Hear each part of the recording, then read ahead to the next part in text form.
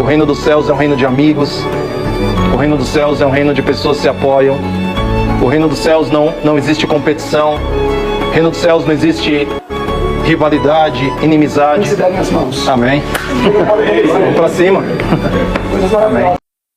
Antes da mensagem, eu queria lhes dizer que, assim como eu, existem outros colegas de ministério, outros pastores que estão sendo despertados para essa verdade. E eu entendo que o Espírito Santo está atuando de modo poderoso nos últimos dias e a fim de formar um único povo.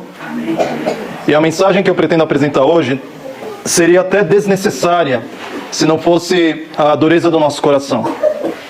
A mensagem que eu vou apresentar hoje, a ênfase que eu vou dar, já deveria ter sido ultrapassada e superada, mas infelizmente nós somos tardios de coração, né?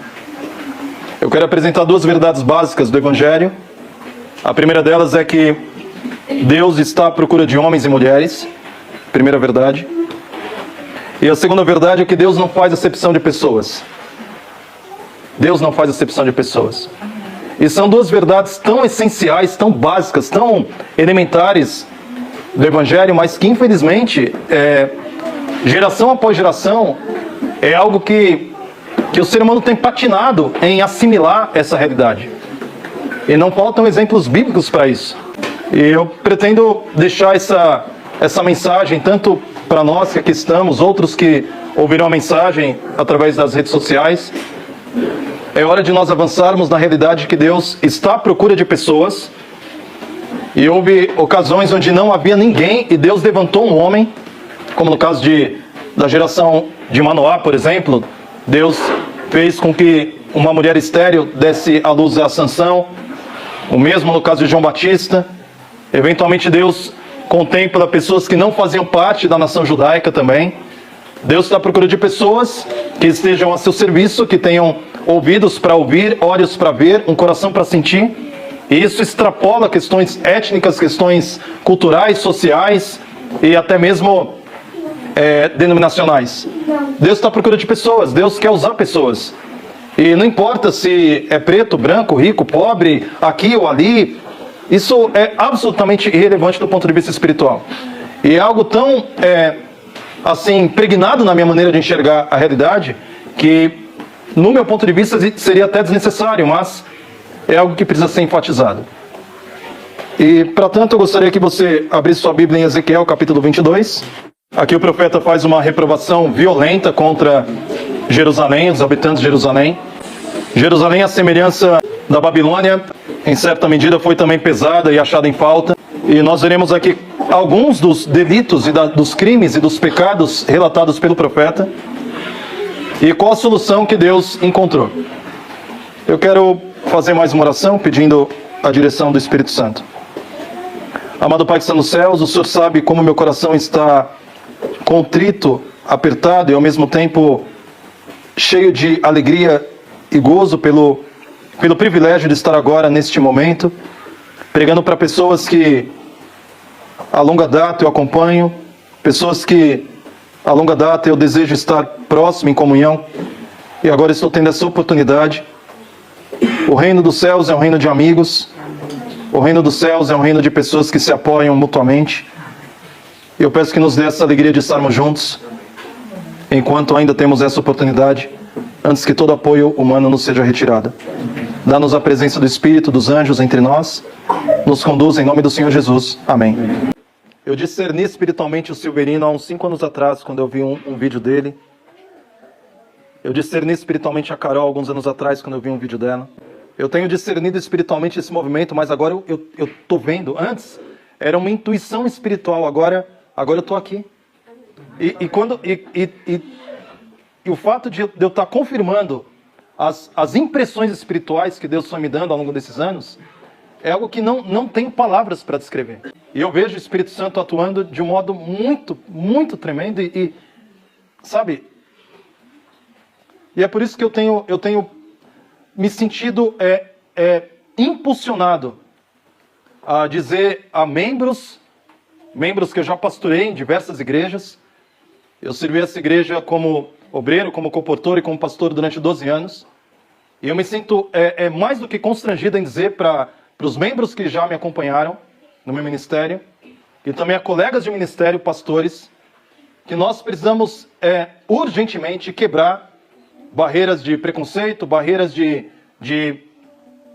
desentendimentos, desinteligência.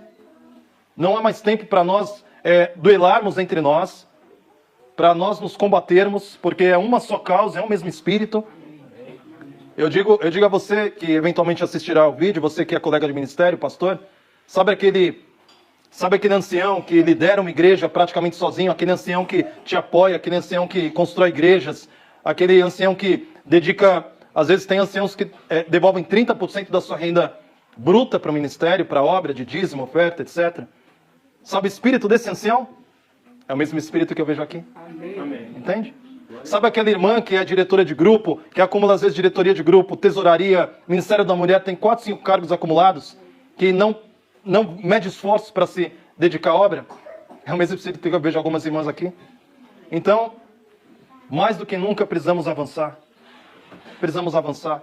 E eu estou vendo isso com tanta clareza que eu não consigo deixar de dizer essa palavra, entende? Ezequiel, capítulo 22. No verso 1, a cidade é chamada de sanguinária, cheia de abominações. No verso 2, é chamada de uma cidade idólatra, contaminada. No verso 4, ela se fez culpada e havia chegado o dia do seu julgamento. No verso 5, é dito que ela é cheia de inquietação, como que dominada por ansiedade. No verso 6, os únicos pensamentos dos príncipes envolviam violência, como aconteceu com a geração pré-diluviana. No verso 7, no meio de ti desprezam o pai e a mãe, praticam extorsão contra o estrangeiro, são injustos contra órfãos e viúvas. No verso 8, profanando o sábado. No verso 9, calúnia, perversidade. No verso 10, descobrindo a vergonha do pai, abusando da mulher no seu prazo de quietude. No verso 11, incesto e adultério. No verso 12, usura, lucro, subornos. No verso 13, o Senhor faz uma pergunta através do profeta. Por acaso estará firme o teu coração? No verso 18, filho do homem, a casa de Israel se tornou para mim escória. Verso 24, filho do homem, dize-lhe, tu és terra que não está purificada. No verso 25 e 26, havia conspiração entre profetas corruptos, sacerdotes corruptos. No verso 27, lucro desonesto. No verso 29, extorsão contra o próprio povo, roubo, violência, opressão. Então no verso 30 o profeta exclama, o apelo divino, busquei entre eles um homem que tapasse o muro e se colocasse na brecha perante mim a favor desta terra, para que não a destruísse, mas a ninguém achei. O Senhor procura um homem. E eu fico pensando sobre o potencial de um único homem, uma única mulher nas mãos de Deus. Severino, você disse que chegou aqui em 2000 e... carregando uma mochila, né? Carol, quantas visualizações seus vídeos já tiveram? Quantas pessoas já foram edificadas? O que Deus pode fazer usando um homem? O que Deus pode fazer usando uma mulher, um jovem? Enquanto eu li esse capítulo 22, vieram muitos flashes de textos bíblicos na minha mente. E a realidade de que, eventualmente, Deus usa aqueles que não estão, por assim dizer, como Ellen White menciona, nas linhas regulares. Me veio o episódio onde Eldade e Mildade começam a profetizar. E os da linha regular começam a dizer, Moisés, proíbam que tais homens façam tais coisas. Na Bíblia Legado, achei muito interessante, eu peguei a Bíblia ontem, comecei a manusear hoje na madrugada, e Ellen White comenta que aqueles dois faziam parte dos números dos 70. O Espírito Santo foi derramado sobre os 70, 68 estavam na congregação, e 2 não se acharam dignos de estarem entre os 70. Mas o mesmo Espírito que fez com que os 68 profetizassem, também fez com que os outros 2 que faziam parte dos 70 profetizaram. Veja, o mesmo Espírito. E era o mesmo número. Às vezes, numa leitura rápida, dá a impressão de que 70 receberam Espírito e outros 2 também receberam, ou seja, 72 ao todo. Mas não. o número completo era de 70. Era o mesmo grupo, era o mesmo povo, era a mesma liderança espiritual. Porque o mesmo erro grosseiro nós podemos cometer hoje. Do tipo, a igreja institucional atuando, e o Espírito age lá, e há um outro povo fazendo um outro trabalho, como se fosse a parte desses 70. Mas não, é o mesmo Espírito. O mesmo Espírito que impulsiona a igreja institucional, naqueles que são fiéis, naqueles que são fervorosos, naqueles que dedicam a vida à obra, é o mesmo Espírito que impulsiona homens e mulheres em qualquer outro setor da igreja. Sejam membros regulares e sejam linhas irregulares. Eu não consigo ver diferença entre uma coisa e outra. Eu estou há alguns dias já, vai dar quase 2 semanas que eu estou em contato com o Silverino e dormindo junto, e comendo junto, e nos alegrando junto, e brincando junto. Eu tenho um humor semelhante ao dele, a gente brinca coisas semelhantes, e ele tem o mesmo jeito, a gente fala vamos para cima, ele fala vamos para cima, vamos avançar, e é o mesmo Espírito, entende? Me veio também aquele momento onde os discípulos, João começa a dizer, olha, tem alguém que está pregando e expelindo demônios, fazendo milagres, Jesus proíba ele de fazer, e Jesus falou, quem não é contra, é a favor, entende? Então essa verdade que eu quero trazer hoje praticamente um testemunho. Eu praticamente estou louvando e agradecendo a Deus por estar encontrando pessoas. Durante pouco mais de uma década, estive envolvido num setor da obra adventista. Agora estou entrando em contato com outro setor da obra adventista. Mas é o mesmo Deus que está sobre tudo e todos. E eu consigo discernir essa obra como uma só obra. Eu chego à conclusão até de que alguns dos meus colegas, que eventualmente participaram ativamente da exclusão e remoção de alguns de vós, terão que se quebrantar no Senhor. Terão que eventualmente até se arrepender publicamente. Terão que eventualmente chamar de volta e dizer, olha, eu farei contigo.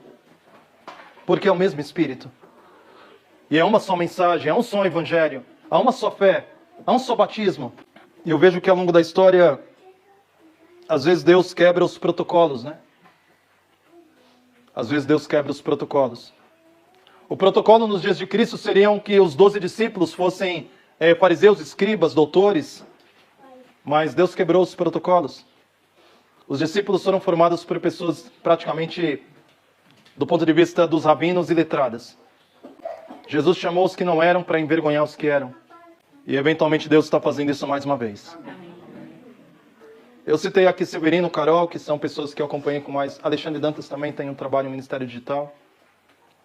Mas cada um de nós, nos seus talentos, nos dons que Deus te deu, eu quero através desse testemunho, dessa breve palavra, dizer a você, avance pela fé. Amém.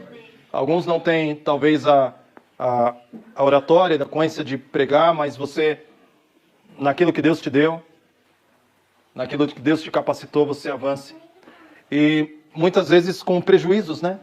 Prejuízos do ponto de vista humano, né? Perdas do ponto de vista humano. Às vezes divisões dentro do ponto de vista humano. Às vezes desinteligência dentro da própria casa. Às vezes sem que familiares e amigos compreendam, consigam discernir o que você está fazendo. Às vezes sendo estigmatizado, rotulado, marginalizado. Mas avance pela fé. Porque Deus acha por bem, às vezes, nos dá a oportunidade de experimentarmos, ainda na terra, a comunhão, convívio entre irmãos. E aí você é marginalizado de um outro, mas você encontra a família de Lázaro para te apoiar, como Jesus encontrava. Você é perseguido de um lado, mas você encontra pessoas do mesmo ofício, como foi Paulo, encontrando aqueles que também faziam tenda. Você tem aquela experiência de Paulo, que escreveu lá em 2 Timóteo, todos me abandonaram, mas ao mesmo tempo havia aqueles que o apoiavam, suportavam. Então, vamos avançar com humildade no coração, estendendo a destra da comunhão para aqueles que eventualmente agem contra nós, exercitando o amor. Eu vi aqui, acho que foi aqui mesmo que a Carol pregou dia desses, falando que precisamos exercitar o amor, a bondade e o Espírito Santo nas questões mais práticas da vida, que vai muito além de aparência, de de formalidade, de CNPJ, o que quer que seja. Então, eu acho que eu consegui falar o que eu precisava falar. Enquanto estava sentado, eu pensando, Senhor, será que eu vou conseguir falar o que eu preciso falar? Porque minhas emoções estão tão... Eu estou tentando ter um foco. Que Deus seja sobre ti, que o Senhor te abençoe e te guarde. Que o Senhor guarde aqueles que vieram de longe, né? O Senhor conduziu vocês para voltarem dos Estados Unidos para cá. Outros vêm um pouquinho de mais perto. Reencontrei o Marcos, sua esposa Alice, que eu os conheci enquanto eu comportava em Betim, Minas Gerais. E que Deus nos reúna, seja aqui, seja virtualmente. Que o Senhor nos dê a paz. O reino dos céus é um reino de amigos. O reino dos céus é um reino de pessoas que se apoiam. O reino dos céus não existe competição. O reino dos céus não existe rivalidade, inimizade. E aquele lençol que o Senhor estava tentando quebrar os preconceitos de Pedro. Pedro tinha agilidade em algumas coisas, mas era tardio em outras. E Deus deu uma visão de lençóis, mostrando que não havia separação entre judeus e gentios. Paulo esteve muito à frente do seu tempo, nesse sentido. Houve uma ocasião em que ele apresentou uma defesa, e quando ele começou a falar, lá em Atos 22, ele começou a falar em hebraico, as pessoas o ouviram, mas quando ele disse que ele havia sido levantado para pregar aos gentios, começaram a gritar e dizer, mata esse homem, porque ele não é digno de pisar na terra. 2000 anos se passaram, infelizmente os preconceitos permanecem. Mas que não haja isso em nós. Amém. Vamos avançar? Chega aqui um pouquinho, Silvino. Eu queria pedir, Daniel, que, por favor, mostre o pessoal que está aqui conosco. Se puder virar assim, faz um 360 aí para os que forem acompanhar depois possam ver a Igreja do Senhor aqui reunida. E vamos lançar um vamos para cima? A gente fala entre nós. Deixa eu ver se todo mundo falando. Eu vou falar 1, 2, 3, vamos para cima. Para ficar registrado. 1, 2, 3, vamos para cima! Em nome de Jesus. Que Deus abençoe. Irmãos, eu não quero aqui colocar a cereja do bolo não, tá? Não é essa a minha intenção, mas enquanto o pastor falava, eu me lembrei desse texto de Isaías que diz o seguinte. Capítulo 11 vai falar sobre o alto clamor, o derramamento da chuva serôdia e o que vai acontecer nos últimos dias. A gente vai falar agora, hein? Capítulo 11, verso 13, diz assim: e afastar-se-á a inveja de Efraim. Se vocês forem estudar a história das 12 tribos, vocês vão perceber que existia uma rivalidade entre Efraim e Judá. Ambos reivindicavam para si o título de igreja verdadeira e o único local de adoração reconhecido. E afastar-se-á, isso é quando a chuva serôdia cai, e afastar-se-á a inveja de Efraim, e os adversários de Judá serão desarraigados. Naqueles dias, Efraim não vai invejar mais a Judá, e nem Judá invejará mais a Efraim. Ambos antes voarão juntos sobre as asas das águias e avançarão. Amém. Juntos. Interessantemente, essa mesma ideia se repete em Jeremias 54 e Zacarias 9:3. Zacarias 9:3. Eis que eu encurvei a Judá como um arco, e de Efraim fiz uma flecha, trabalhando juntos. Amém. Então, irmãos, eu acredito que é um privilégio para a gente ter a oportunidade de testificar que Deus, a despeito da nossa visão talvez mais curta, porque a nossa visão como seres humanos é mais curta, de Deus não é. E Ele tem os seus fiéis em todos os lugares. Eu creio. E o objetivo dele é unir Judá e unir Efraim. Amém. Sem existir rivalidade, sem existir inveja, sem existir exclusivismo religioso. Amém. Eu estou certo, ele está errado. Não, ele está errado, eu estou certo. O que Deus quer, na verdade, são pessoas que Ele possa curvar. Ou seja, dar molde. Amém. E nós sabemos que se uma pessoa permite isso acontecer, como o pastor falou, coisas maravilhosas acontecem. Para preparar o primeiro advento de Cristo, quantos foram levantados? Desejado 224 diz, quando João Batista iniciou seu ministério, ele disse, é vindo o reino de Deus. Ele pregou o primeiro sermão dele. O texto diz, Satanás temeu pelo seu reino. Ele achou, chegou o meu fim, um homem pregando. Então imagina se Judá e Efraim se derem as mãos. Amém. Vamos para cima. Coisas maravilhosas. Você recebe a mensagem? Amém. Amém? Então, se você puder se ajoelhar. Amado Pai que está nos céus, Senhor, nós somos frequentemente tardios de coração. Demoramos a entender os planos que o Senhor tem tanto em nossa própria vida quanto na vida da igreja. E quantas vezes, Senhor, nós temos adiado a atuação do Teu Espírito de modo poderoso junto ao Teu povo, porque temos sido falhos, negligentes, omissos. E eu peço que nos dê agilidade no processo, Senhor. Nos dê a capacidade de avançarmos em pouco tempo, algo que temos demorado muito para avançar, em todos os âmbitos de nossa vida. E eu não falo só de missão, Senhor, mas eu falo de crescimento pessoal. Nos faça homens e mulheres melhores. Nos faça jovens mais determinados na Tua vontade. Trabalhe em nossa vida, Senhor, e nos faça um único povo. Que haja inteligência entre nós. Derrube as barreiras, Pai. Eu peço isso confiando em Ti, em nome de Jesus. Amém.